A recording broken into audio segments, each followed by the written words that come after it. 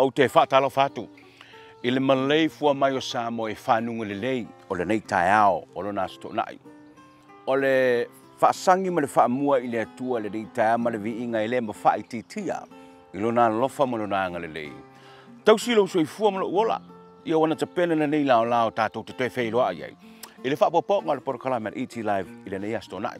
Manatu sa manuia lau whaulaunga, i le nei vai aso. Whela wa fo i le tawhararangi. E māsanuna e mai mōma iei le nei porokala me i sto nai o vaste i tasi, ia pola lawa le aso i le nava e ngole, tunu o te matamata mai iei. Whaaftai i le atua, ia, e koe oso fo i le la, iyo e. Pauri tala whaaftai i le nei tae ao. Whaaftai fo i te mamati nā mātua le tunu. Lau tō ngā luenga whaiwhai pēa. Te talo ma talo sia whaiwalo whiri mo tama whanau o le tunu. E au fia i ma whaiwao le E.T. Live. Ia, o le vo koe. Au, naku kaku ni kai au. Ia ma le manatu o manuia. Talo whata mamati nā mātua o le tātua tunu. E se mai ma le tala na whaate ia umai tātou. I le vai aso le nei. Ina ua manu le tala i Samoa. Ua tau nuu le siama o le whaamaioti o le COVID. Ia, ngai kasi le fia o loo kei loa. E le aia maseso kako e le ipopole. Ia e. A le me sili ni whaafetai. O lea ua whailoa mai whailo i ngā lau tustala. Mai la tu o li matamate ofisa o lo ngafa ma le mtanga luenga soifua malolo ina. O lo o iai pe le tūlanga malu pui puia. Ia lo tātua tanu. Ia. O le tala lata mai. O lea ua wha e sea neile li seila Malaysia na soatau. I se vaenga whapitoa o le whalama. Ioe. Ia ai o lo wha a wau pesu isu e ngā le matanga luenga. Koe whailisi test, koe whailisi test. Le whapela o nili tae lena malanga mai lola i nei New Zealand ia testu mai o whai. Ne ia avatu le wha mautinoa muni muli i nei New Zealand. Mo testu mai na whai i Samoa. Patu te talo pea. Ioe. Whether you like it or not, e whakamala loka kou le mea lea, e te le avanoa, e mawhai o nā fia ilo tātua tunu. Ma o le siama o le whamauti, leanga o le neu, wa mata o nā vatu le tātua tunu. O vaaya e vapitoa ilo tātua tunu i Samoa, repair flights. Le wa mata o nā lau mai ei seila tama whanau o le tunu. Lau o toi ma le tātua tunu mai Amerika, whapena fwoi ma tātou i New Zealand, Australia. Toi fo i Samoa, e no fo mau i Samoa. E iai lava le whaiti tenga na tā. E ono o le mea nei, ma tāro sia ia, leanga le leo le tua. Wana o se talavole le Samoa, wana o se ngalu e whafua, ai le whati, le awhia i o le tātua tunu. E le siamo o le whamaioti, COVID sumaliva. But the good thing about the menga o mangun kala i Samoa, so le, e manu le tala i lisi aso. A o le aso lava le na wana manu le tala le tau. A o le aso lava le na. All of a sudden, wa mato na whiwa i le tātua tunu, ma talifonga. Kalifonga. Kamalaya. Yeah. Kama kongu alea. O le me sili le nao na le leipi, no minga, the level of alertness i le tātu watunu i Samoa, it was so good. Ngā pingi o le me ua mangu le kala, wa ma, kofu lo kako, paula le me maka o kia ngā kupu. Maua le tātu por kala me whapea. Na ona manu o le tala le tau le, toi o lo matua. A mai ala to whanau mai whalea o ngā. Well, you can't blame the parents. Wala ngā le mele i makua. E whaki ngā kā. Talo whai ngai parents, mangai makua ua le koa i le keimi koa. But, you know, e le ale mau i mele lei. O nei matua mai nei whanau. Sa o lea o ngale nā tau. Just to be safe. Yeah, tato te le play mina fo nei matua tu langana. But the good news is that, according to the health officials in Samoa, everything is under control. Yes, fingers crossed that everything is under control because you've heard that statement before. Anyway, tato talia, po lala tong whainga lea o le aia nei. O le E.T. Live le nei tae au. O vaiane pa i o le suafa. A whe mata palu salue whapole lua le malu. O le ato e tau wāi nufo le tu malo sa whata numeritasi. O, sa ofisiti e koe inga. Le mea wa e koe fia sa wai i le polo kiki. O le la whaamatala ia whemata ia tātou. Le mea na ia tiri tilo mai ai whafo. Le mawha anga tonu ana, le ua toi fia saua nei le porkiki. E whinau, e whinau i le tūlanga. O le whainga palotala lea le tunu i le tausanga a sau. O swafa fo ia e to o lua o whaipule ianga ka ua le sunga lauri. O le ua kuri ngeri whong whekalai ia le ati nuu ma olo. o ngo ua sui vang fa kau vai fa ngapa lo ka kau sanga fo ale fa mai laudi ale ano no foto tonu ole pa mene isi sui fa pule o mang fa mang yeso kula fo ale la se fa ngo fa fo kala do you know the names of fa puro ka ngo I don't know dela akali kai arge ai a fail malo longa la fa ne taliu mai ole fa tanang mo mo por klamel ta ole ni tila ole fionga ya tawil ili au fa mayaba ole a fa so mai tawil ili fa tonga uta ole to fa mau ole fa tonga le o lo tele le so swani fa anganga mo oto o lo o yai mana o fa pitoa po au to fa nau o lo o yai mang o fa pitoa ai to te le o sila fia faile mara longa triu mai o le tato fa tanga mo mua lana ma la fionga ya tawil ili au fa mayaba ba mai al tato mara longa nei. We'll be right back right after this. Le talo fa freight malana fa pitoa mo kirisi masi awane MC se pusa molo ainga sa mo fa ingol nei sanga e lafo ile talo for freight mo ila to umai fa nga ina le tua le talo for freight e a mata tune isi e hore Christmasi e tele popole pe o atu tu fanga malo fa Santa Claus ya oi a wa fo ole a e ono manu malo ya mato fa ilonga tu pe le mato se fa pitoa o le fa i ungo nei sanga fa nga nei le mato o nanga mo fa mo li sa mo ona e anga va ale le mato se fa ilonga mo mua tasira fitala fa ilonga lua to se la tala ma le whainonga tolu lua se lau tāna. Au e tino whai i e sau fo i wa umar tātou whapitoa. Vai whaso tai mai loa le tamai tai pule Victoria le tinganga misi, telefoni o lua tasi, lua o lua tolu tasi wa tolu. Pe e te sumar mātou ofisa au tu, lua tasi lua Preston Road i Otara. Manatua, mo so se whaasalonga whaapisinisi i le Talanoa Media, whaafso tai le telefoni o iwa lua tasi valu, valu lua fitu tolu, po ole o lua tasi ono lima iwa o fitulua. Besusu mai ile mātou ofisa the Pacific Business Hub tua tusi iwa, Sharkey Street, Manukau. Mawhesili mo Laura Kyle Hall.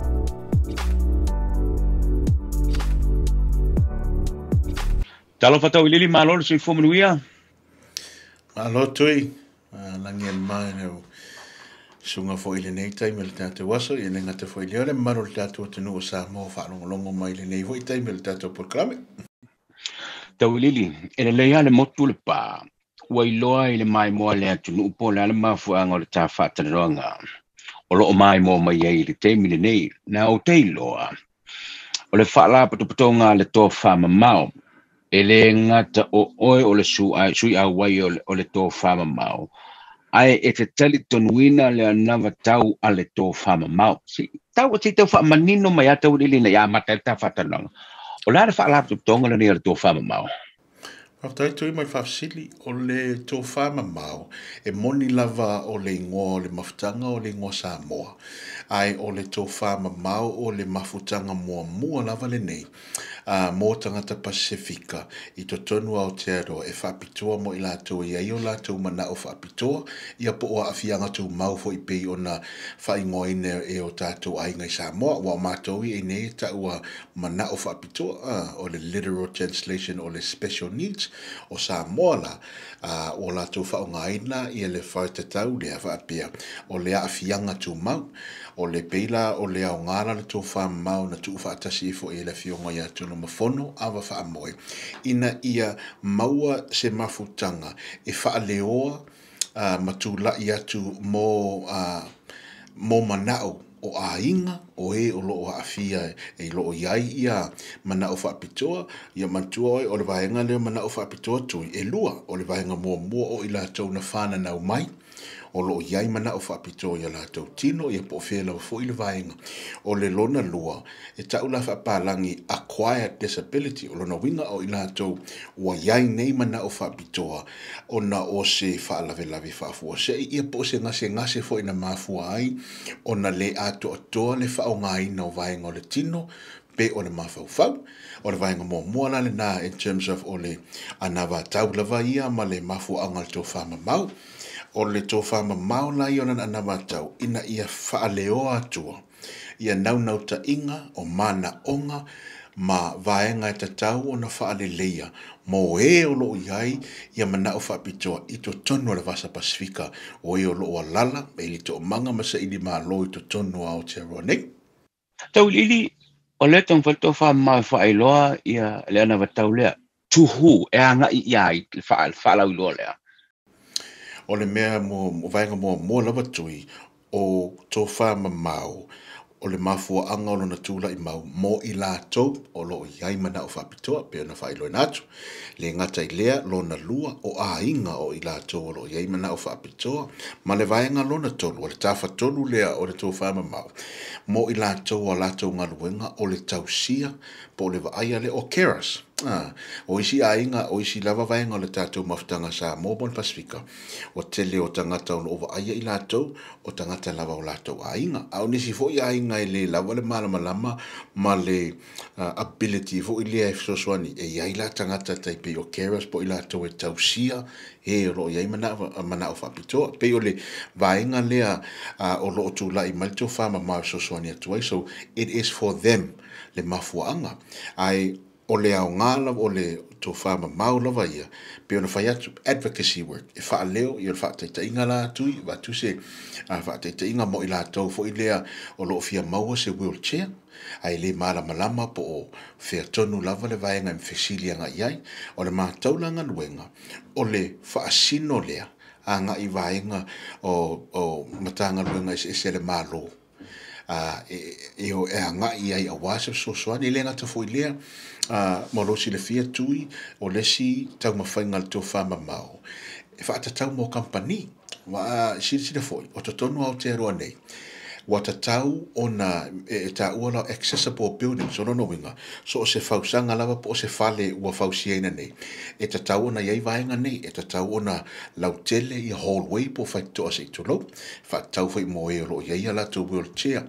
E tatau foi ona iai ia le ngata leo fale le ta ua se tulo. E tatau foi ona lau te tele o la tau whai totoa. E tatau ona ini fale ta e le talafia ngai ma I la tau e mana o mia se area te levo I le wheliuli wa iai fuafua lava fo I le mana o whaapitoa le ngata I lea. So o se fale a onga lava te tono au te aroa. A whai e fonga fale lua tui e tatau ona iai se lifi. Ai se a, ia, ina ia mawhai I la tau o le tātou mawhtanga iai mana o whaapitoa. Ona whaungaina nei mauta malau a waalea I alo winga. Na o I la tau o lo ato atoa le malosi o le tino. E whaungaina, ia e lusi au tai le si vaenga le tātou papere. Pe o vaenga whapena, e le ngata whailua pisinisi, tui. A whape whaitau pisini, ia, tano? So le ma nei le vaiani le wo lau fona sanga. Tutu mai lata la I le tātou tunu a leo lau tau on individual cases. Ani whawhitau li o whio ngai mo tātou tangata. Ai no o whawhitau li mo mua. Wow, e ese me whapenga. Ka kere I loa. Ani whawhitau li o whio ngai malau tō whapunga. Ina uto atu ne vai, oh my God. Wa lewa ngai whapunga leo. Le lewa ngai kako kungolo mo mele o nanga ne but they don't know where to go. O Talanoa mo whaasoa tu le vaenga leo o whaawhainga tāro o iei tātou. O te whia avea la o tui tua le amatanga mai o le awala sa tausia pena na treatai. E le atu nuure nei iei mana o whapitoa. E tolu lani moro po o ni whaata fo ilea sa iai o le moro mua la mana whaongai ni usila. E tausia I lātou pe treatai I lātou e mana o whapitoa. O le vaenga sa ta ua o le religious model. O le neila model. O le vaenga fo ila tātou I sa moa e whanau mai loa seisi. Ua e iai pe tu lau lava le mutu maleafi. Ia o lo misi fo I se vaenga o le fonga. Po o la iai se e leo ato toa le formation o le au se I tu lau. Ia whai mai tātou. Ia o mala mai le atua. O mala wha le ainga. O le whapea la le mea sa tau se ieni usila la tau tangata. Alo walwa ila ia. O improve la ititi, me I mai loi le religious model, me I atu le vaenga le ta o le medical model, o lono winga. So o se tangata lawa e whanau mai eise mana o whapitoa, o lono winga eise me o lo a fia I oia. So instead of looking I le malosi o le tangata lana o la mai tu sa lava pe lai, watu fo ia misi de vae po o le mata, wa mesa atoa pa ua fua atoa le nā tangata I le nei mana o whapitoa o la mai mana ia. O le vaenga no na tolu la le wei tātou e ka o le social model. O le social model la le nei. Ua mawhai ei o na maua nai E04S01. E no nofo ai na o lātou o iei nai whale nofo ai e mana o whapitoa. Ua mana ia fo I le tausinga a inga. Pei o whalavelave ni o tolu. A o patino lava I o tātou tangata. o le si vaenga na mātou wa ai. O pēna whaiatu, e whaawhainga tā o na whaatinoina ni ngā luenga. E whaawhainga tā o na o umase ainga enjoy i se vaenga po le tailenga i matawhanga se i tulo po nofo fo i hotel, po le tū lei o le tamai titi to tonu o le whale a ong. Ona e mai whesidi. Ma le vaenga fo i le tātou. Whaapea lai amo e tātou i le anga sala. Ua o tātou whaingoa ina. E nei mana o whaapitua o anga sala ma mala. O i rana whaapea le tō whaamama o ia we. O le vaenga mua lava o le tō whaamama na whaatuina ma o lo o whaaululuina e i lātou umalava e iai mana o whaapitua o nisi ua pō lātou waai o nisi foi na whana nau mai ia e le ato toa ia e nisi o vaenga o le tino a o lātou nei o le nofoa o le laulau o i lātou o la o mātou langa luenga o le lango ina ia at every single turn e tai pē tangata iai mana o whaapitoa la lātou mafutanga ona na o lātou lawa i loa ia le lui tau ma le whaawhainga tā what it's like to live every day ma na o whaapitoa lātou ia pēna nau te inga na tō whaamamau e whaailoa atu whaamole mole superheroes comes in different forms tātou te whiawhia le akaro le X-Men ia nau o tātou ai ei tui Professor X ia e alu le no fua mai e whaapea fo i mea o mātou ai le si tangata le suafa ia Nick Vucinic te masalo wa lord si le fia le atu nuu i lunga le o peka ta whailangi tangata fo i le tui te wa ai e guest speaker lalangi ai whanau mai ia e leini vai se i tulo e leini ona lima se i tulo ai au tali telefoni hisa fata toi whai au le kale zia so pei o vaenga nei o lo o mato whai atu ia Samoa ai ale ale me lina ola le palangi pe afa na lango sua malama so this is some of the reason a lot of fai ma to nei if I lot to tato ainga so se tu ainga mana o fa pitoa la patui e ai lona so swani a ele malama foi e mo le so swani i le vaenga ni ia fa matala fa malama ia ina ia mo le full life whatever body na vatu le tu ia o ma you deserve a full life. Tau foi le tite tu tau di le sa ta wala tu langa I mo me fale o fauni le malo building code le le fa pretani it's a requirement eta tau ona yese ramp. Let's talk about o tatu tangatolo I mananga fa pito ala ono no fale rent now to put a ramp on a rent place you know it costs money to the landlord but fa mam lama tu langa le tau ni manino le tingu mo le sile fiela tatu o tunu o vaenga nei a whapea te nofo se whaletuna a whapeala o se whale lawa ia le housing.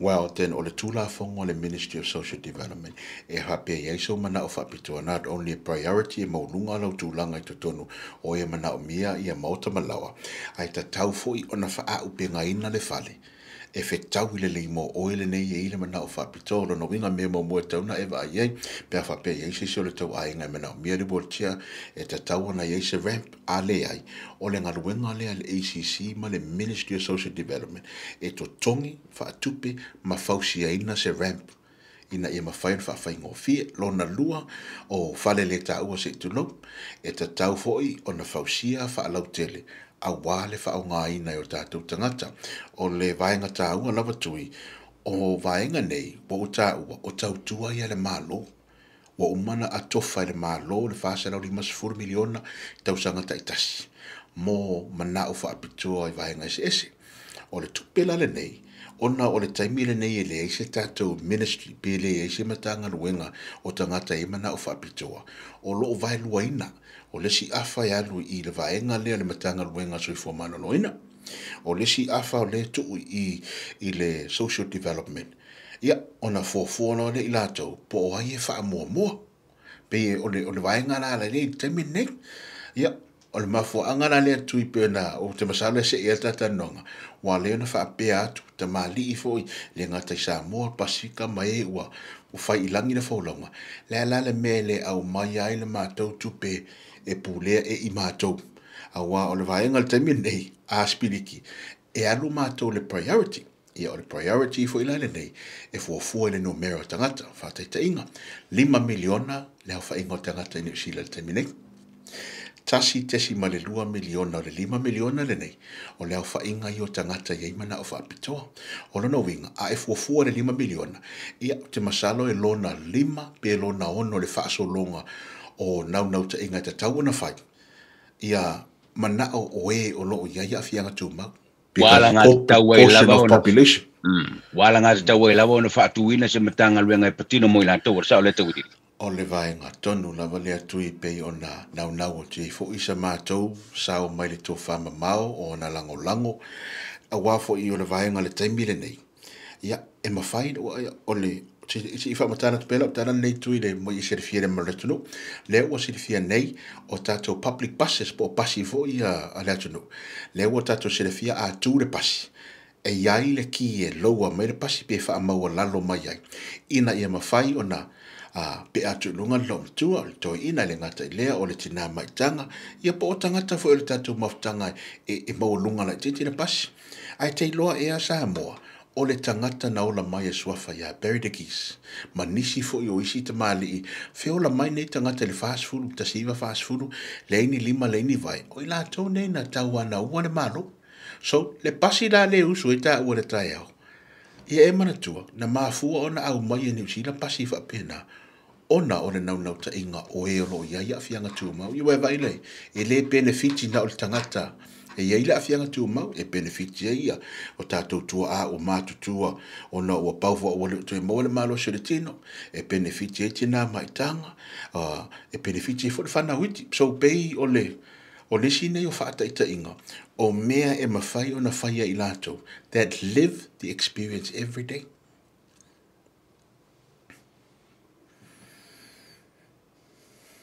Well, ole kisi ole it's a freedom of choice. Tele i tāte mantua o lo ia i afianga tū mau. Paula wale vaenga o lo tatalo mai lātou. Ia maua le equal opportunity. Who you vote for doesn't really matter. But as long as o lo o iai se tautua, e fe sosoani ia te oe, so you can have a comfortable life. Nga e purele o ipo ike pā lokai, it's a non-denominational, non-party related need. O le need le i tātou, ia pūlea i lātou o lo iai mana o whapitoa, lived experience. La lātou finance. Alo whaftai. E se no whanga whanam so ta iai lau whianga tau riri po tō whamau foi. O tō whamau mo le temi nei o lo o tono nofuanga le waka tau tua i te tonu papatoe a lea i o le mātou website o le tōwhamamau.com o i naolo o maua umai lawa wha mau maunga ngā le tōwhamamau e wai fausia mātou maftanga wha toa lua tausanga i a o le nei wa amata o na tau tua ina le tātou tunu i le talia tule o siri manau nau tainga i a sosoane le tātou saini ngā 5 lewa online e 5 afea mātou saini o lo o tulia nei le wa o vatu le lua afe a tolo 5 afe le lol tātou petition ma saini ngā 5 le malo talia le mana o tangata pe ono tau talia le vala au for Ministry of Pacific People o le fusu anga foi le nei na fai mua sa fusu foi ni usila ina ia maua le Ministry of Maori Affairs le ta o le te puni kokiri so you see ele o se mea fau lea ua ai tātou le Ministry of Pacific People e ta tau foi la ona iai se fianga whapea mo lo tātou maftanga o lo iai mana o whapitoa Malo whaftai tau iri vul whataloga le tā manu e whea mga rwenga rias whaftai lewa tui soi foi Whawhait malana whapitoa mora kirisi masi Awane MC se pusa molo ainga I sa mora whaingo nei tausanga e lafo I le tano for freight. Mo I lātou umai whaonga ina le tau tua le tano for freight e a mata tunei si I hora kirisi masi e te le popole pe o atu tufanga me alo fa Santa Claus ya oe. A wafo ole a e ono manu malo ya mātou whailonga tupi o le mātou se I whapitoa o le whai unga o le nei tausanga. Whaonga nei le mātou a au nanga mua wha amamoli sa moa ona e anga waa le le mātou se I. Whailonga mua tasi la whetala, whailonga lua tol se lau tala, ma le whainonga tolu lua se lau tala. Au e tino whai I e sau fo I wa umar tātou whapitoa. Vai whaaso tai mai loa le tamai tai pule Victoria le tinganga misi, telefoni o lua tasi, lua o lua tolu tasi wa tolu. Pe e te sumar mātou ofisa autu, lua tasi lua Preston Road I Otara. Manatua, mo so se whaasalonga whaapisinisi I le Talanoa Media, whaafso tai le telefoni o iwa lua tasi valu lua fitu tolu, po ole o lua tasi ono lima iwa o fitu lua. Besusu mai i le mātou ofisa The Pacific Business Hub Tua Tusiiva, Sharkey Street, Manukau. Mafesili mo Laura Kyle Hall.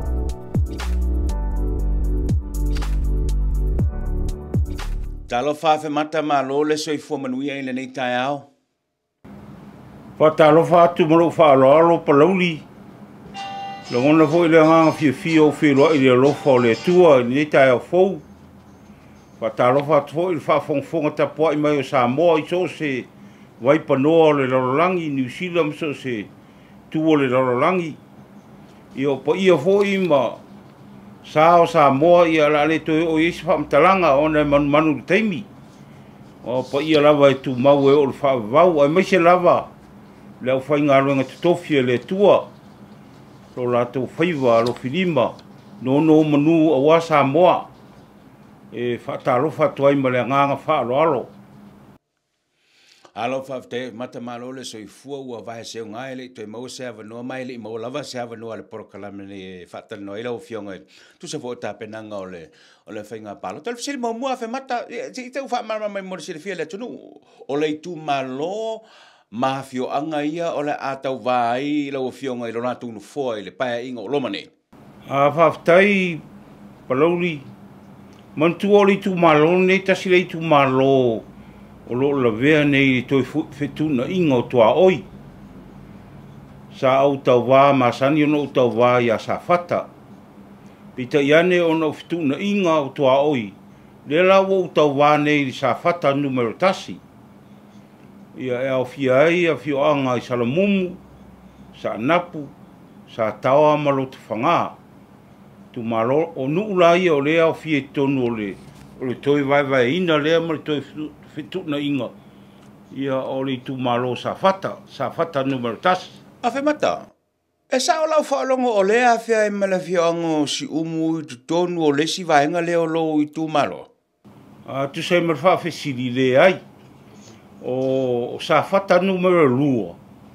E amata atu i nusotia, vai fusi, whausanga ta fitoala mamuri vai. Ai le aula i si umu o lo tu maupea si umu. E pei o na masani ai e re o vai e tu malo lea. Pita ina o sa fata, o numero tasi ma numero lua. E le o afia e la si umu. Le ai o le lapela o fesili a fe mata. O la utau mai tau atu o le afio anga o salamumu. Le afia i le tu malo leo o sa fata numero tasi. Ia, tu sai ma vai inga, ma toi futu na inga o lo o e nei. Ia o le wa mai salamumu i sa fata. Ia o le to ye se tu malo le sa ta o sa le aula.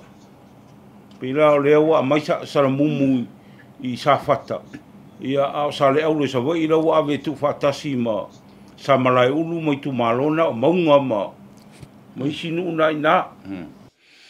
Le lei fa fitai ave mata. Alalem. Ia wa le sila mai le tunu. Vai ana le fa fonga le tunu ia tu lo foi pa ele suafa. O le matua o lo soifua. Ai atira tilo iai. O le fesili le tau tu sa o atu i la ofionga.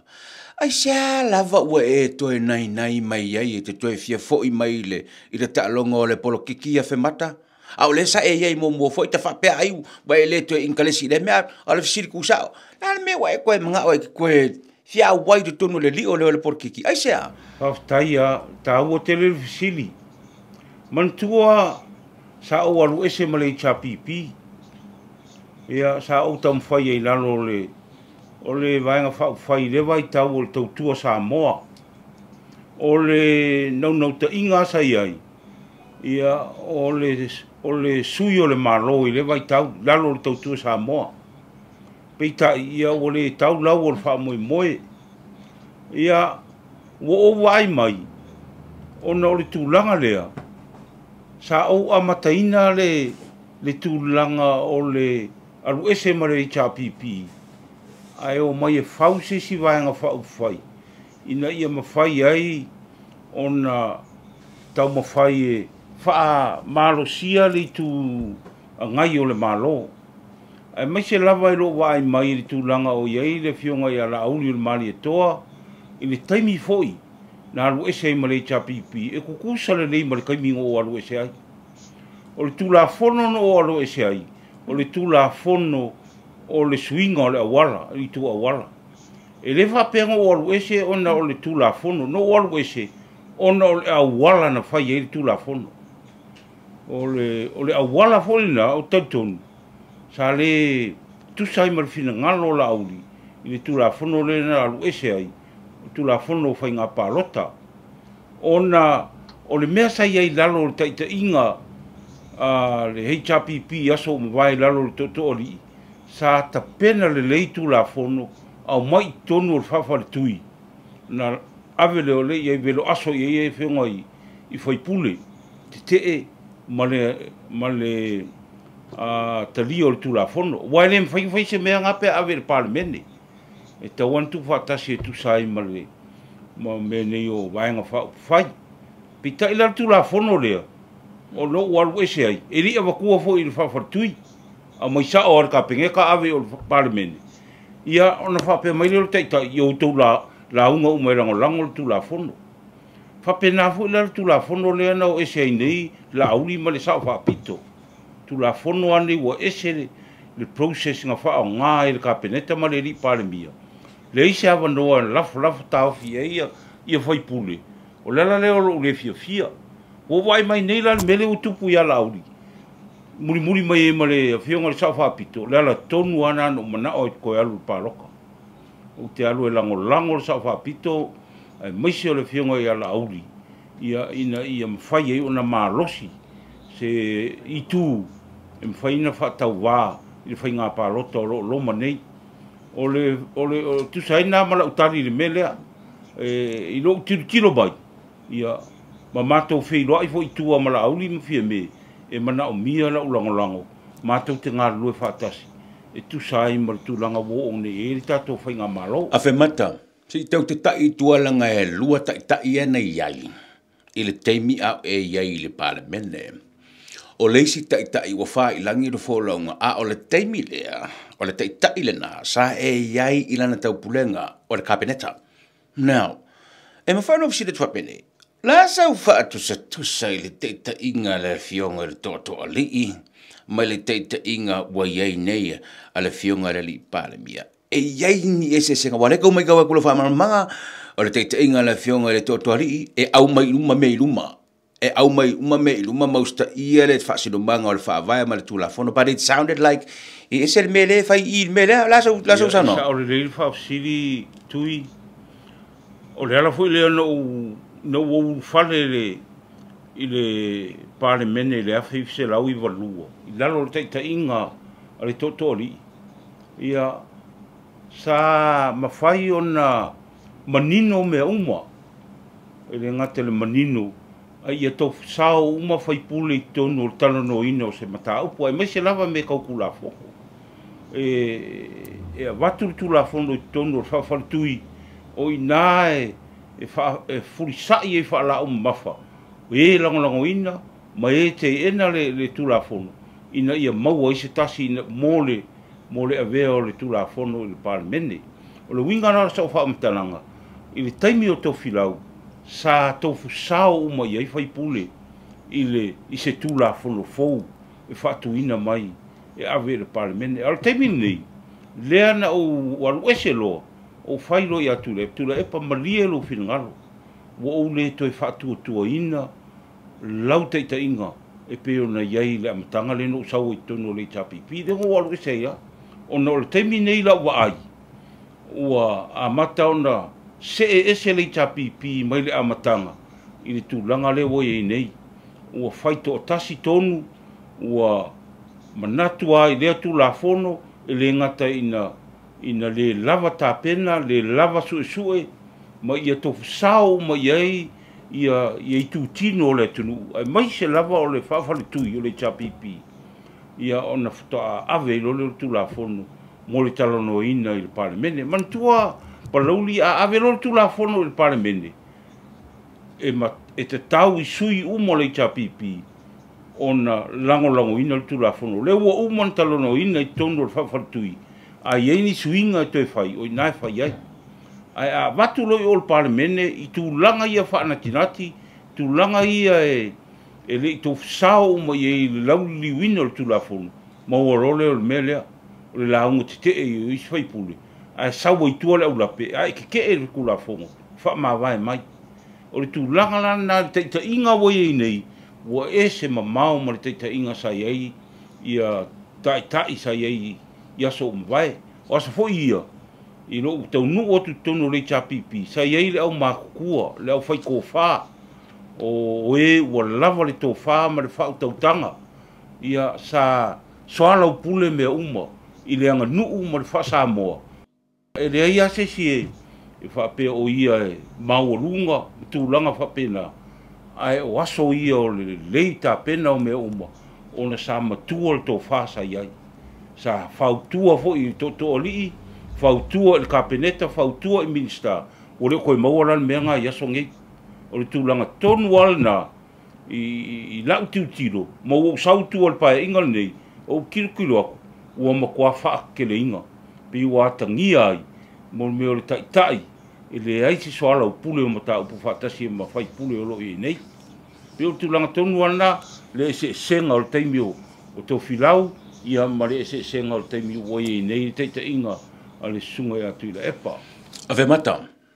O le au te le iminoi ai luba, o leo te fia tūtū pe ilanga le e whai lava maa fia le fionga le tōtua rii. Vane le tāpua inga a inga mwhai langi le fōla unga o le teita ilonga o le aturu. E iai se teimi, wale sa ia le sau wha inga o le kāpeneta la fionga.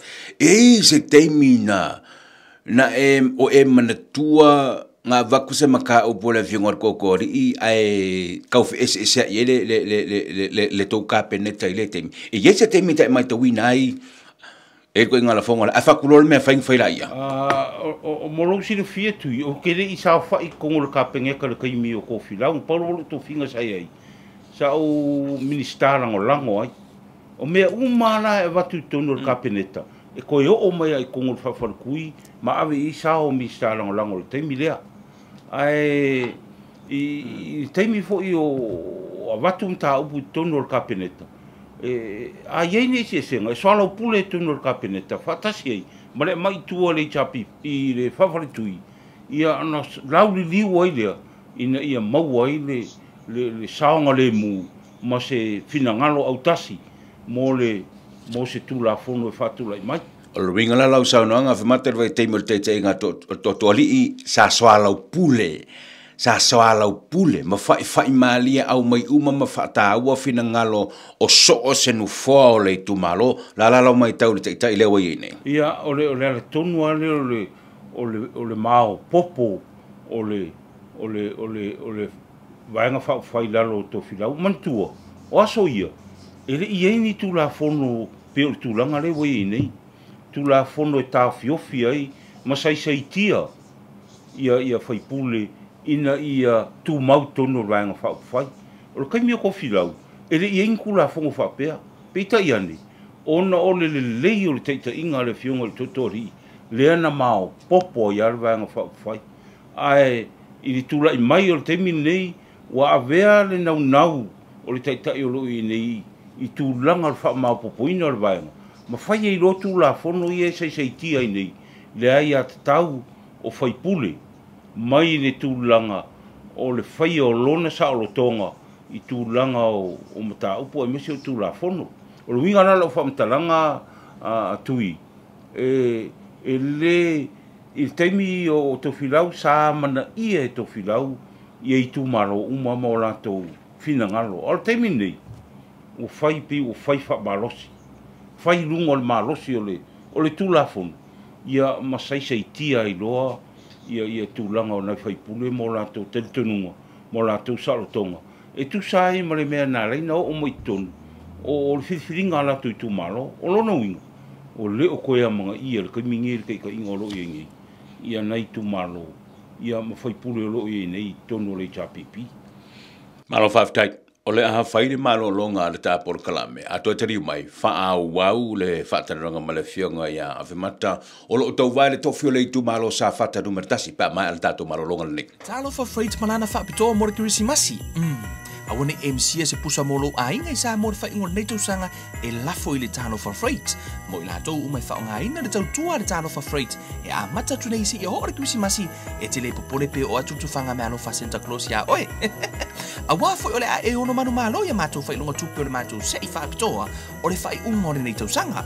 Fa nga nei le mato o nanga mo fa amomoli sa mo ona e anga va a le mato se i. Fa ilonga mo mua tasi la fetala fa ilonga lua tot se la tala. Ma le whainonga tolu lua se lau tāna. Au e tino whai i e sau fo i wa umar tātou whapitoa. Vai whaso tai mai loa re tamai tai pune Victoria le tinganga misi, telefoni o lua tasi, lua o lua tolu tasi wa tolu. Pe e te sumar mātou ofisa autu, lua tasi lua Preston Road i Otara. Manatua, mo so se whaasalonga whaapisinisi i le Talanoa Media, whaafso tai le telefoni o iwa lua tasi valu, valu lua fitu tolu, po ole o lua tasi ono lima iwa o fitu lua. Pe susu mai i le mātou ofisa The Pacific Business Hub tua tusi iwa, Sharkey Street, Manukau. Mawhesili mo Laura Cow Hall.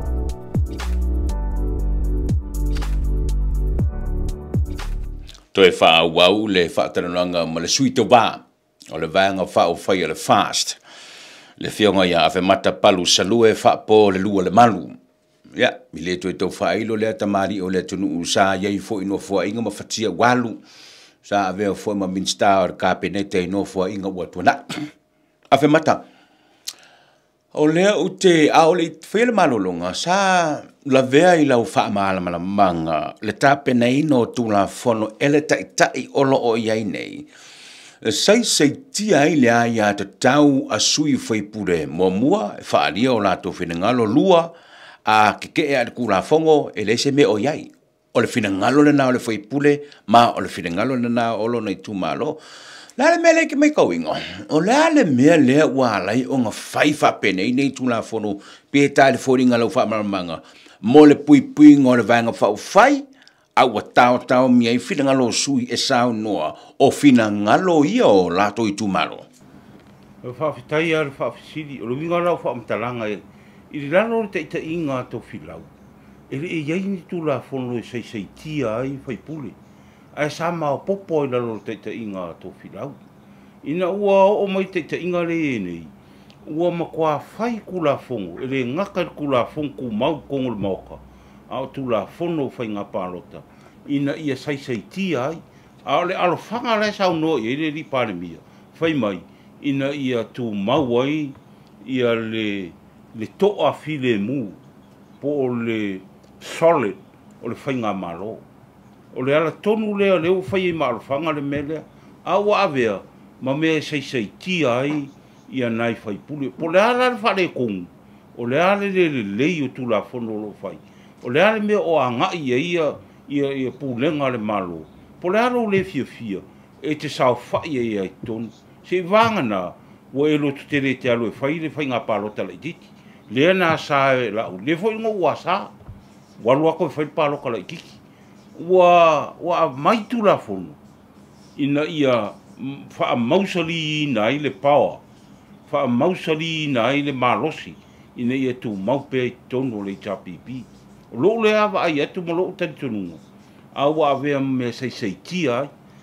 O le tūlanga na le nei. Po loo le fia. Po loo le talia. Po loo le lango ino le mea ua ngai ai le whai ngā malo. A whai o oe sa whai pule i tapipi. E kusa ai ma kiunga, e loka ai oi tonu, le isau mea koe mwhai. Se vangana, o e whamawai, ma e alu whai lau pārota lai titi. O a wala umai e te uia, ia taluai, ia le tūlanga o e nei tu sau tūla fono e nei tūla fono tu mau o mota, e mesio tūla fono whai ngā pārota lo e nei. Rona winga, se whapupunga sau tala, o tūla fono nei wa mai, ina ia tu fatu mauina i pea le malosi o le pati, a mese le malosi o le pawa, o lo i lalo le tapipi. Awhe mata, e lua nei vaenga o lo manu o lo a fie le tau anawa tau. O le anga e toila o fisiri, o le vaenga leo tianga e momua tuai ia lo fisiri i le tau anawa tau le iai nei. O le tu fa vai teimi na o le tofi palemia awangi koe kakalainga se avangoa. E te tau ona pe lua no foinga, ia e te tau ona toe sui le paramia. Pe o le nganga na leu tau tiro tole anga na ilwa anga le fas. O se mea te langono goina, awangi e koe kukaraloa, ai e ku wha kai miriko, le kofinga wha paramia. Whaftai atui, o le ala lea o lo fia mātou te ngā lue whaatasi. O a mea na whaale tonu i la mātou wa ai, i le teite ina o le atunu. O a whawhita auri o lo i nei. Le ala o whaingo fio na mātou whaia. Ina ia fō ia ai whawhita auri nei. O le whawhita auri la le o e sao no i ai. O se tangata ua umi o na sao whai le tofu pārimia o le tātou atunu. E umi loa, pe o na tātou maitauina i nisi o atunu o le laurangi ma le Pasifika. E umi lona i eise tangata te ina o le malo le tofi pārimia o i nā loa whanau mai i loa le a mata o na pule tō tasi ma tūlai me lo whawhita au i lo i nei. O le ala leo le tamwhai o le vaenga nei ina ia whaatu mawina i le lua tausanga, lua paia inga a le pārimia. Se fulu tausanga pe atu whaatasi le lua paia inga. O se teimi umi tele. O se teimi umi. Ai o le teimi ni misalo po wala ka over ma lus fu tau sanga o lo tu lai mai pea le fionga i palmia o lo i nei. O le ala fo i le o matou tantununga. O le tu lai mai o whawhita o lo i nei. Ona o le umi na ia i le i tofi palmia. O le ala lea matou mai loa. Fau le whaavae o le vaeng whai le fast. Ina ia lava le tai se fulu lua pae inga. A le o le avea palmia. Mai le taimi. Whawhele tofingo le aole malo langa le tasina me le vele na tau tapena pena le fast. O le tofinga leo le aole malo. Ia na siro fia e me tulu whawhongfonga mai o le tunu. E ese al tofinga lea, langa le tofinga. E sau lalo le whaavae o le nganu, le tū mo le nganu o Samoa. Tofinga leo le aole malo. Tātou te whiola mai loi tono Samoa, tātou i loa, tama ainga, o ainga, o whare o polu o tofinga. O le whaea ea le tunu, e ave i tama ainga. O le whai maarwhanga le riparimi e whapea mai, e leo i lalo o le Constitution po le whaavae, e whapea e aon malo i a tama ainga. Ia e mantua le tui, o tama ainga sa whaia le whaavae, sa iei le pausia ino le whaavae, o lono winga. O lai malama le lei ia tūlanga o tō whinga ne o le aole malo. E ave ale whaea ea, ale tunu. Pa i o a inga mwhare o polo o tō whinga, i tama a inga. O lono winga, e te tau o na tuu pēa le tō whinga o le aole malo, i tama a inga. Whaatasi e mai i a afu arso i fua. I tu woti ale to finga leo le aole malo i le tama ainga. Leanga o au sa ua afia i tonu le temi no atu maroa mali toa tanu mawhini le lua. Ia le sa sua i rose se suitulanga i le ao malo tu malo. Ia lea waru tu la fono tuaia ia fili avaenga whawhai watu i tonu o le mota. Ia ona whai e reo le parota. Ia sa ialar se matuta mai whiwhiringa i tono le HRPP, peita i ari. Ia wai i fo ia tupua, e peita ia o whapea mai. Ia o tusai ma le whaavae, ia e tai lima tausanga. O na tau ilo fo i lea. A le mātou a tari tonunga le temil nei, ma le tari tonunga i le tū ma le nganu u Samoa. Ia e te taua o na tuu pēa le aole malo se i afu lono taifua. Ia fta whiwhiri atu ai ia nisi i tua mai o se si fo i tama ainga. O le tūlanga la lea, o le tūlanga i mo meo to whinga ia o le pāremia mai si to whinga. To whinga nga e au ia pa i o ainga, ma whare o polu o to whinga. Ala to whinga leo le aole malo, pei ona teimi futa a o iai tono le parliament sa ave al fa mafa fo ia fionga totori ina ia saufangana o le malo e tu sai na tama ainga i to finga le ao le malo o le matola te nunga tu sai ma le mato na vatau a tula I mai le fast to fa fo ia le anga nu le tu mo le anga sa mo ave la to fa ia ma fa lo longa I tama ainga ia ona to fia lo le to no e vea ma o le malo pe ona masa ni ai pe ona sa wai I tu au vai ia mai tu wafu ale le nofo le anga me makanga o le ao le malo ko sa ko ngofo ku ele va ai le tunu ia me se foi ia le ao le malo sai ale ko sa ko ngofo ku ma ka po pe ku langa ngai ku sai male ana va tau lo ia nei le fast o le tau to mai tau atu il fai unga lau sau nuanga a fe matai e tal foringa mo to finga o le ora malo e tu fa fai temi ai tu tala loa le to finga o le pale mia o le sao lea o le to finga ia o le pale mia pe o nei le mato na va tau e lua pa e inga o le pale mia a o le to finga o le malo o le ai le tu wafu ale le to finga o le ao le malo pe o nei le mato na va tau malo Paftai, nei 2 minuti o toer ta porclame a fe mata. Ola so fide ngalo tu la fono ye todu le lomma le temi fadi il fide ngalo le mauta le vea ma pasia vea ma tu la fono vo ye todu le la tu to ta siel fam sino ngo fono msofa ola lo fide ngalo. Paftai ya o umana na faile fide ngalo tasir to fa lo nu e te fa se tu la fono ye le langolongo ina nu il matunu o sa tao mai o le amata ila utala il fainga tu la fono I nei la utala le amatanga o le lava na tapena le lava swala pulenga le lava lau liwina I tonu o le fa tu le chapipi pe foringa mai o ni tu la fono fa ta topena fa ai mana tu le ti mar fa fonga mai le tunu o kula fongo piko sidingi nga kaua le wa afia il fa vai a fie mo tu langa tau fam sinonga le manino le me ro fina o nei e tolua poutu o fa kem kalasi so se atunu fam sinonga parlemene ma le executive pol pan mia ma lan kapeneta a fai nei e fai le mele il terminei ia le wa apatu li mo le executive le parlemene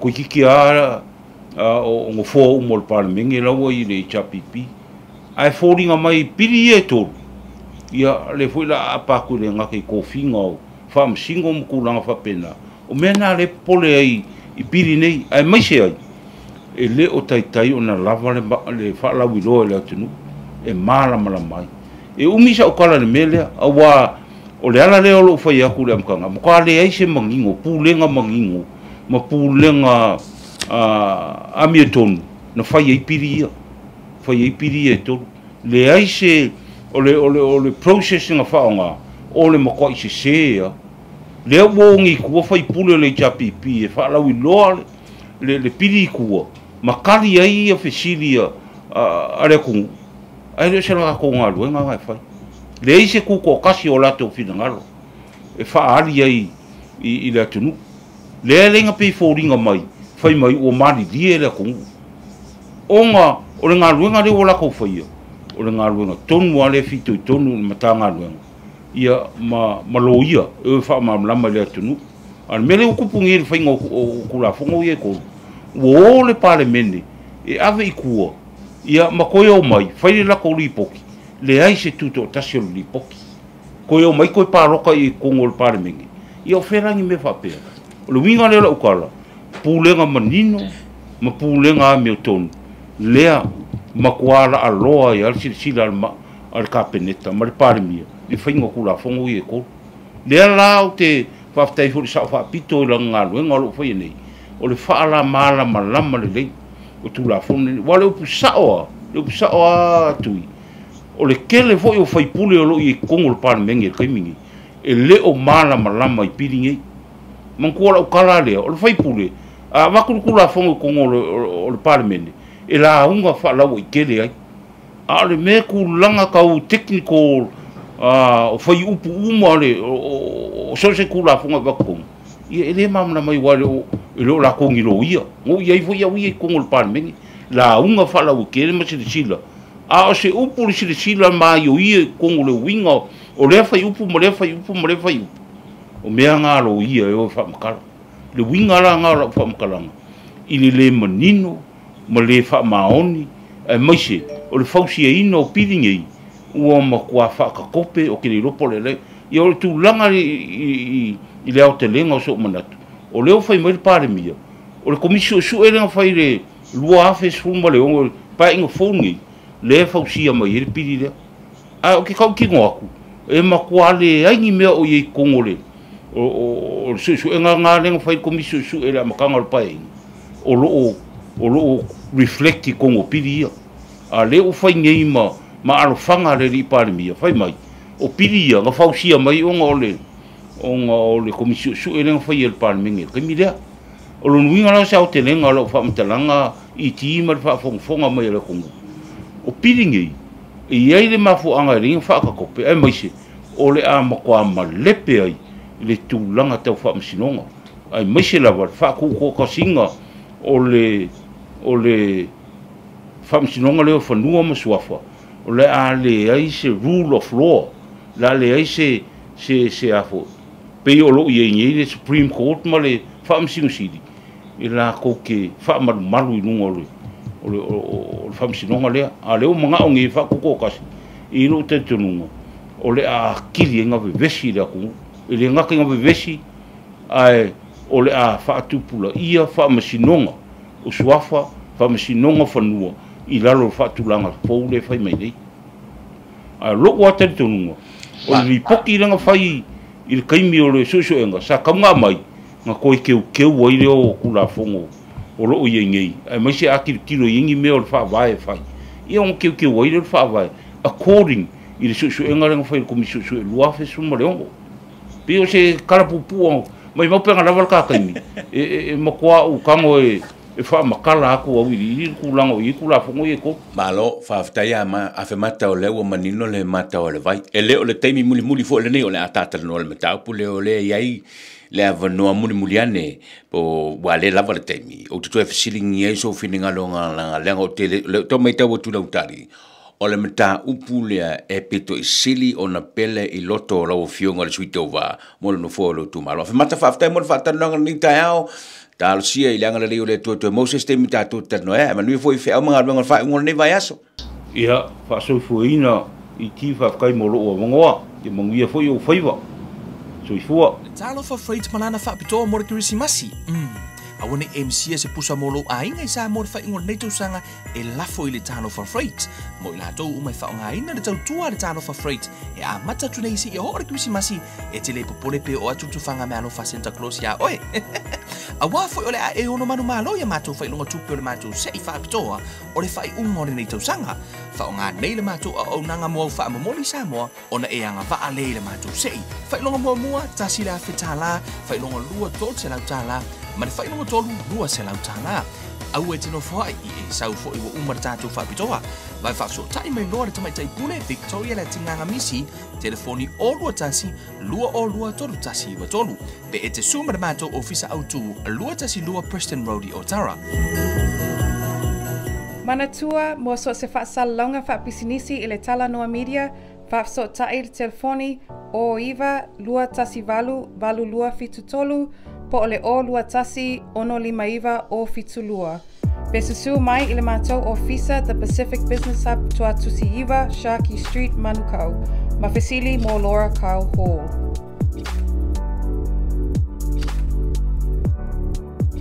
So i fo manuia lau sunga lauri ma lo fo i le folau le nei vai aso whaatalo whātu i le nei tai ao. Ia, whaatalo whātu lau tō whapalauli. I le nei fo i vai angol tai ao fau, whaatalo whātu fo i le ala whai mai o Samoa i whanunga le lei. So tātou atunu i ona tūlanga whalupe, i ona vai anga SS i maru whaatala le lei, maru whaale atunu, ia, mama maru whaale malo. Malo so i fo manuia i le nei fo i aso fau. Lauli, ta amata i le koviti.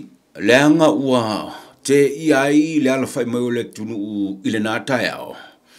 Ina ua whana nati o na whaile whailo i ngā le taitai o le tunu ma lau tu stala e manua nere tala o le wha mai oti o lo te talo pelo tātua tunu ina ia awane i o atu i lo tātua tunu mai lo whininga lo lasa oe sila ia i le te mwhainga ma le tāpenanga le malo i le tali mai le te mina manu i le tala ia whaftai o te tāofi o le mesili a ma le tāua o le vave na whaalau loa le tunu o le mesili le nā mai e peo na iai tāpenanga mai nei taimi uma o tātou tāpena pena ma fua i tūlanga o le puipuinga o le mea sili o le vave whaailoa ina ia sila fia e tangata uma o le tunuu tāpenanga o le mea watupu ia ma tāpenanga e tauna whai e le se te mai whaamai nei tui o iai pēr le puipuinga o le tele o ma tā upolo tātou wa ia iei i whai unga o le whaamai nei e tunu ma mau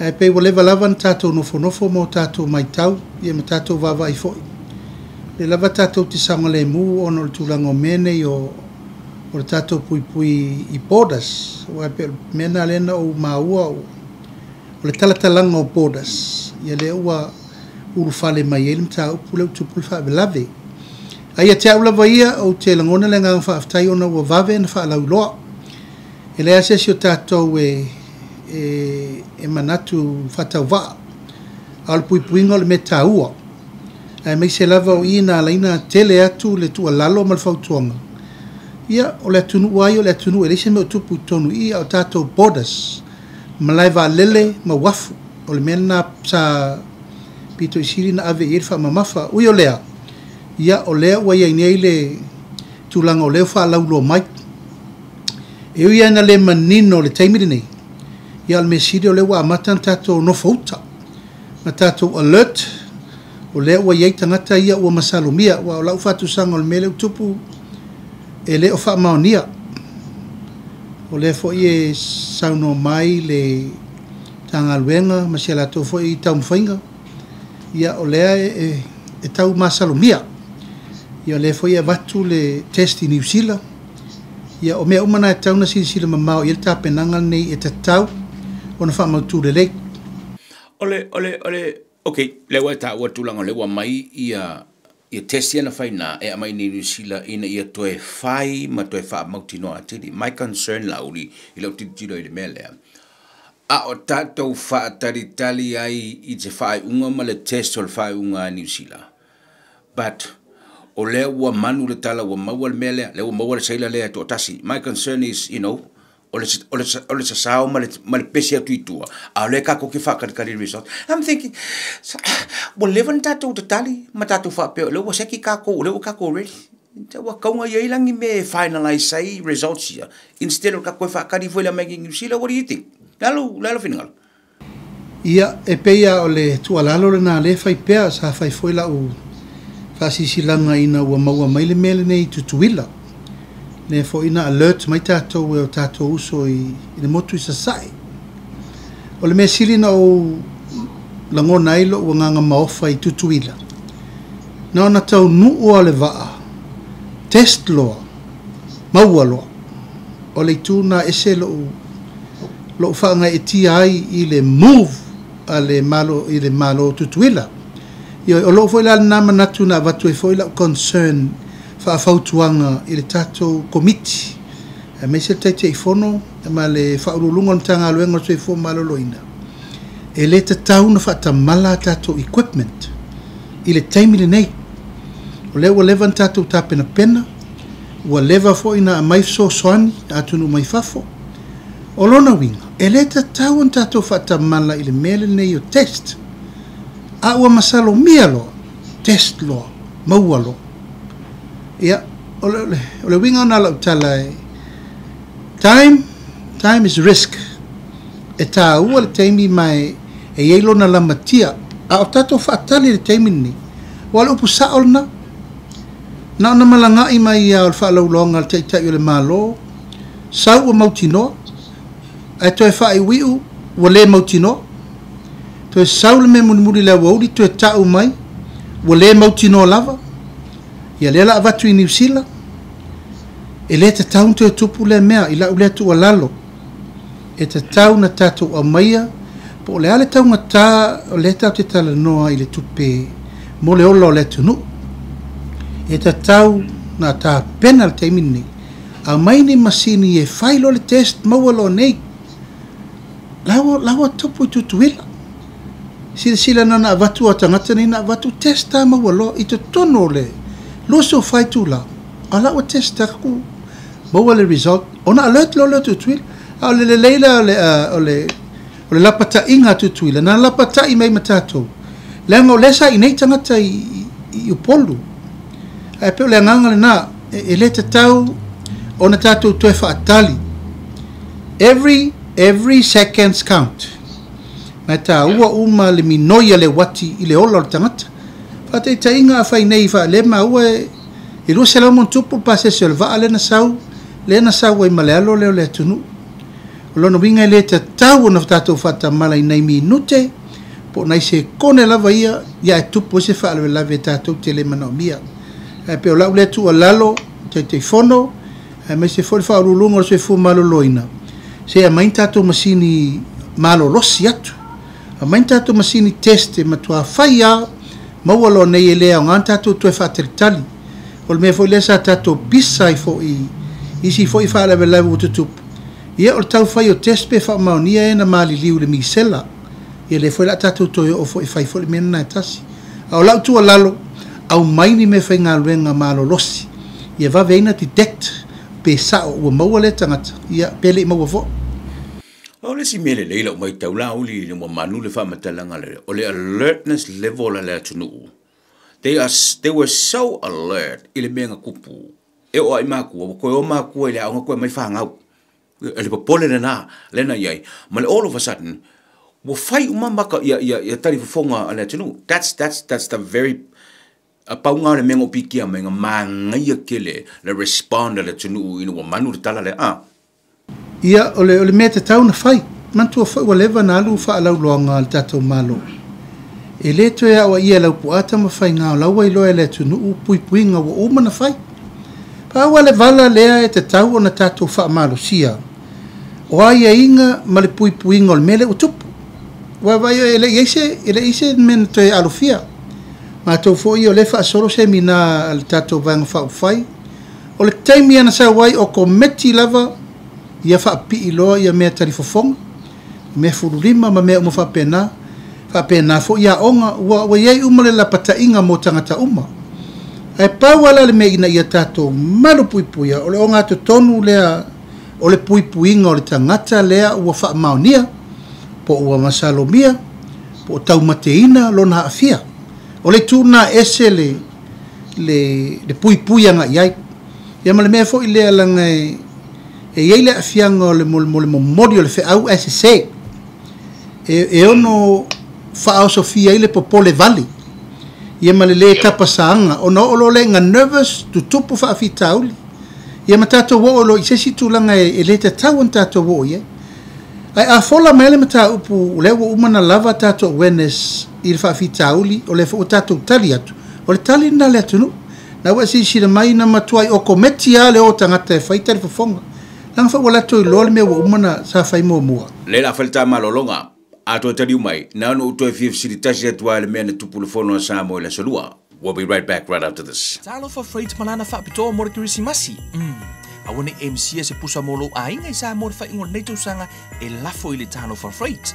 Mo ila to umai fa nga ina de tua de talo for freight. E a mata tunisi e hore kirisi masi e tele popole pe o atu fanga me alo fa Santa Claus ya oi. Awa fo ole a e ono manu malo ya mato fa ilonga tupe le mato se fa pito o le fa ungo le neto sanga. Fa nga nei le mato o nanga mo fa moli sa mo ona e anga va ale le mato se fa ilonga mo mua tasi la fitala fa ilonga lua tot se la tala ma le fa ilonga tolu lua se la tala au e tino fo ai e sau fo i wo umar tatu fa pitoa vai fa so tai mai lore tamai tai pule Victoria le tinganga misi telefoni o lua tasi lua o lua tolu tasi wa tolu pe e te sumar mato ofisa autu lua tasi lua Preston Road i Otara. Manatua mo so se whaasalonga whaapisinisi i le Talanoa Media, whaafso tae le telefoni o iwa lua tasi valu lua fitu tolu, po ole o lua tasi ono lima iwa o fitu lua. Besusu mai i le mātou ofisa The Pacific Business Hub tua tusi iwa, Sharkey Street, Manukau. Mawhesili mo Laura Kyle Hall.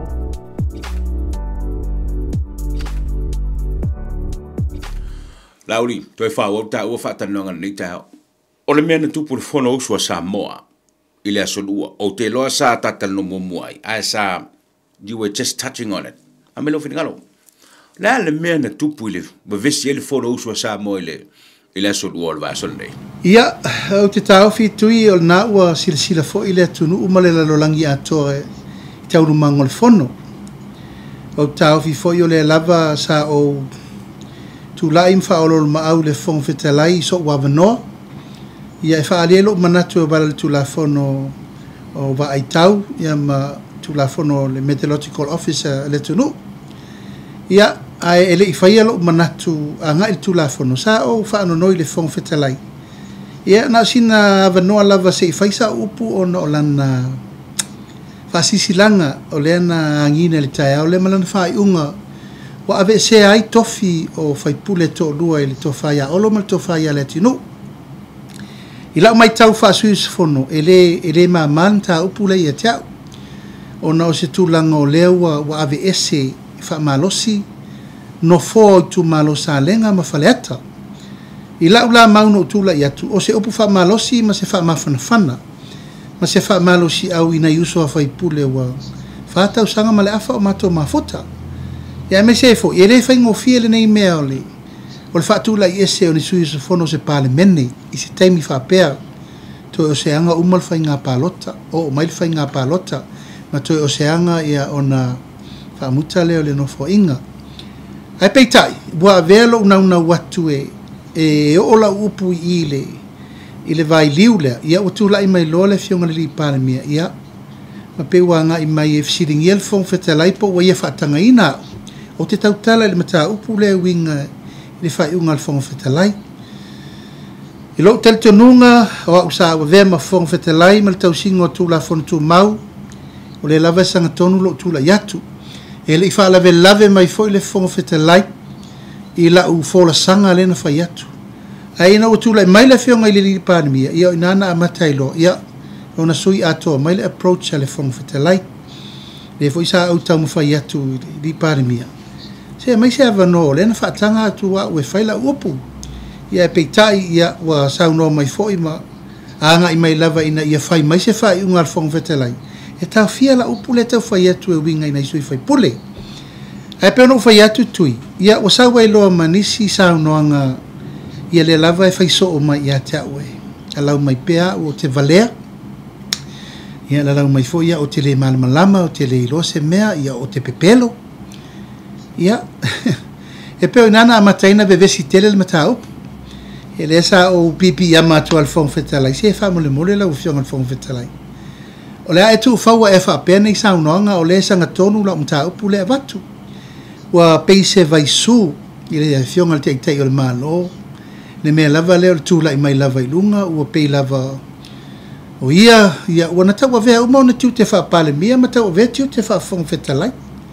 Le foi sa tau apa tu iai mo fai atu iai ia se wa tele lo le mi ngao ia te uma le ni tu malo o ai e te so ona fesiri so o ai fa penei wa tele le ma fa ia manga ia i tu langa wa fa fonga le lo langi ato na to silfia o la na upula valean ia pepelo ngaoi toi ele tau ngo fie mo au i taimi uma maso uma o uma ngo ese na fa ngo e te ita ale to ale tai ele ngato upu fai parmen ia o fa fol parmen ia na fa sala longa ia fai ia fa pe o la sa ta upu fai atu va pe o tali atu malauso na ngoi malauso na tela pepelo ia malauso na valea ia ai tui ole ne ia o lo al fua mata ia la lo pele ia ina ia mala mala pa wal mele no tau fai atu ai fa mole la ua fionga le whong whetalai.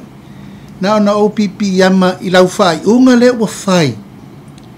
Ina isui whai pule nei, e le o manino le whai unga ua whai anga ia olo ma le tinu. A le o whai asau whai unga, i minista lango ia sau whai to tonu le maota. Le minista lango tupe, ma le minista lango le fionga le ripa le mia.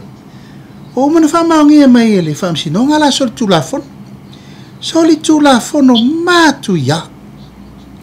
Alei ma se me o foi ye. A le lang fai ni fa inga ya olo ma le tinu. I lunga le fai ngā pālota ma le fisiringi o le la ya te tau mo le pālota o tau samfo. A le sa whawhai minista lango lango le to tono le mota. E le ai ma se mea tasi o fai e. Ya, no manatu le o tima inga na no manau e vela tu alalo le whangwheta lai. E le sanga tonu mai le wha maoni le wha unga le ufai. O ai e fisi, o ai e toso, o ai e soli vai anu le wha whonga le tunu. Ya peita, ia o tū lai mai lava le fionga le ripare mia o sau lava na upu wha mai o upu na ia ma tu e wha mai te nofo i lalo ia tui o tū la whona tū mau e tasi al tanga te whalongo e whaatanga o e te nofo i lalo pe te tū i runga i whailau sau noanga wana o le whonga whetalai ia ua ngā i mai lava le sau noanga ma la lau mai le a ma le nei ia ma sau noanga ma le nofo i lalo ia no fai atu le whangawhetalai na o e lava i wha atonu ngolango le te whatanga mai ai tūlanga o te tūla i atu pēa e whai lau tautala le na lai foi no foi au ia no foi lalo e rei whatanga o le whangawhetalai te sao no ia wana i wha penal mata upu o se mata upu o te loa sa le tauna tupu ai ona o te vai ia wana unau pēa le fionga le ripare mia ina ia awana i langona lo leo i le mea lea no taun whai atuai e mua o lo wava i le tu malo sa le aula ia malo wava i le tu malo fa le ata o le watu tuli fa pene nei tangata au filfilinga nei se au filfilinga i tu malo le wale ni leo i tu malo le i to tonu al palmene i le taimi le nei o la fa fena le fa se upu nei tamali o le tunu o sui mamalu o le palmene a le o fa i fa i unga ale fo fonga fetalai o te ava ma o fa alo le fonga fetalai ai ni me o vai atu ala alola na vai o mena le no mana e fai ia o fa lava mal pale mia tai le malo o mana ina ia wana i lol me le o te tamu fai atu ai ia le la o fa dia atu o le mea tonu le na sa mo no mana o e tau iai e le o tanga tonu le fai unga le o le wa e sa fa fai to tonu ila to o la o mana solitu la fon o te le lope fa fena pasi e o e toi o fa nga palo te le lumana le o te lo le o ta ofi le si minista lang o le si minista lang o la fa tanga ya o fa ta tianga na tui ma o mana tu e tau pena sa ili la mi tonu o ta pena ina se tosi alo ia la tu ina tu fon fetelai e vatu umai la fa mo monga nei o fa ai unga ne fa amsinonga e fa ali ai le convicted o minsta lango lango ne to lua e tu iona au ina iona sila po fela e fa ile na fa unga o le au kopina le tu sil nei le afionga le ripane mia o le au kopina fo le tu sil nei lo yesi del malo mal kom sina fa nga palota mal fa le tu si au al fono ona se sili le mata to fatel talisamo o la fai unga fai melea wa le wa sur fai nei ile to fai ya olo ma le to fai ya latino ile fa msino e sa ili la mi otonu o fai unga len fai ai wo manatu wa ia ile tauna to ta ofi in ta lengo lena vevesi ile fono len fai o le sa ilinga po fe tonu le sao o le ave ese ino no fo asu fai pule nei o faleata ia masalenga malo fa taila audio manino le matalo vai le matapu ya se ivanga nai wa isme to e fianga ila sa no nga wa la taile fa un le tau fa tanga le ta wa manino le matalo vai matapu mai sa no yai ya e pa wale le langona sa mo na o le lava e vai atu fo i nei le taiao ya ele umalava tulanga ale anga i mai peo sa no nga yo le fo no vai atu nei le taiao ya o tau au wha i uma mai ma ua ma sa wha pito e wha pe mai o ma ua o ana whanau ia ma la lafo mai pea upu wha pea e wha uru malo ma tele lava tu langa wha pe na ia o lata lava lea tau le mau ma lata tu alalo se ma lia ia la ua fionga le teitai o le mano e tate taliu tele a popo e ina na isasi e to fo i se upu o le ta poa i le tunu ale tu alalo lava ia se tatu ta alo i le polo awana ia vea le malosi ia male malosi anga tele wa afia il fainga malo le nei vai tau ma me uma lo tutupu ia e tato e o ai whaalo le manga e wa lewo vai o le lavo o sofa ia o le abuse of power le usau pulling me around ia tatele mana o tupul mena i sesi tama whana ua le tunu a lo tau mawhai pele a wala pito i sili na tala whenga e omi e lalo na taupu i nei manino ma malama le fo i sauno mai o le malama i tula fono tu mauma me uma mawhai mai wha pe o lo sori fono ma tulanga wha pe na pero tulanga na watuaila u wha mawala longa i le tunu i le aso nafi tui pe o te langona o te sao o te sese ia langa whaingtau le tapua i sa moa o nai nā le whamsinongo me uma i tutupu a i elita tudunga o le aso fau le nei ia anga i luma le wha mo le whatau tei o pol kalame le tatou vanga whai ia me se le alo atu i tūlanga o pili nei e tolu wha pe wha urwhale i le masina fau ia wa te patau lai fo ia imta pena ia i se ia o mai nā pili ia na sau ni fo i leo tūlanga masani e la ia tūlanga o whiutana inga ia ma whaataltanoanga i tono le mautafono. O le whaatalanoanga ma le sunga lauri. Ia o le nā. A tonu wa tali le telo le maufisiri. Sa e nufu maue. Ma lau wha e mulena watu le asua nafi. Le awa e ngofo e ki whakarikari. E tau mea lauri. Le tūlanga o le mea le nā. I whaipule i e tolua. But moving on. O le me fo len tupu le mautafono. Len ta awa ni le sunga lauri. Le sodua. Ilo se me fau. Ilo se me fau ni miuri. Mai lesi ku mai lesi ku o le talonga ua masani ai le fono a Samoa. Pa wale menga ese le mele la tilo pena pe kapi. Pa wale menga ese le mele la tilo le mele. O isi swing ngau so fala pa. O isi swing ngau so fala pa. Pa le talonga le malaya le tulu i fau. O le talonga le moto Samoa. E mulinga foi kala yang ko fa longo yai.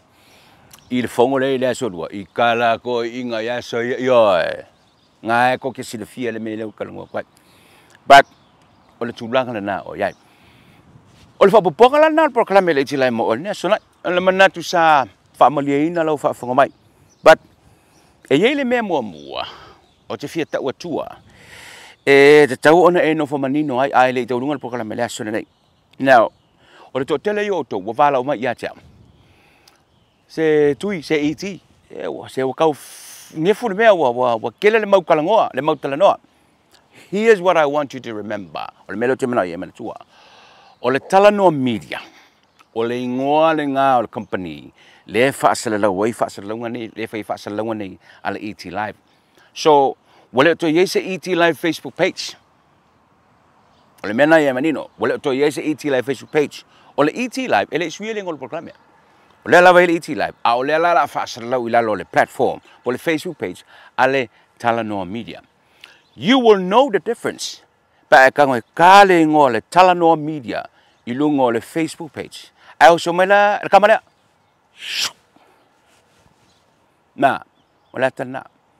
So se mea la te wala ai te vai ngō le Talanoa media, e tatau ona iai maso wata. O le sa o nganga, pau nā tulanga, e wha manino atu le tātua tunu. Ia te iro, o tō tele tangata o whaunga ina le ngō le Talanoa. Ia, wālanga le se ngō a. O le upsa mo, o whaunga ma sa mo, but o le Talanoa media, o le ngō le nā le Facebook page, po le ngō le nā le company, le whaaua wai whaasalaunga ale ET Live. So, a mga o lai share le mea ngai, ko kele raka ko mangisor ko ainga, o le kurkulu makai ua fiwa so le ET Live, o le o to ye se Facebook ale ET Live. O le ET Live, o le lalo le wha maalu, ma le Facebook page, al company le tau o le Talanoa media. Le la kua koe, ma le aka koe, kikio kasi me le Talanoa media, ia ma le aka o skamala le kuku mai ai o. O le ET Live na, mo oe ila nei astonai. Manatu sa wha amani ina, mai moanga le tātua tunu. Tuli tau ma le teimi lau fole nei, ila astonai ila vaso asau. Seisi wha paponga le polo klame le ET Live. Lungo le Talanoa media Facebook page. Tātou tue whelai, ila astonai ila vaso asau. Tui le nei, alofa tele mo e, manuia le wha unga nei vaso, wha soi fuea.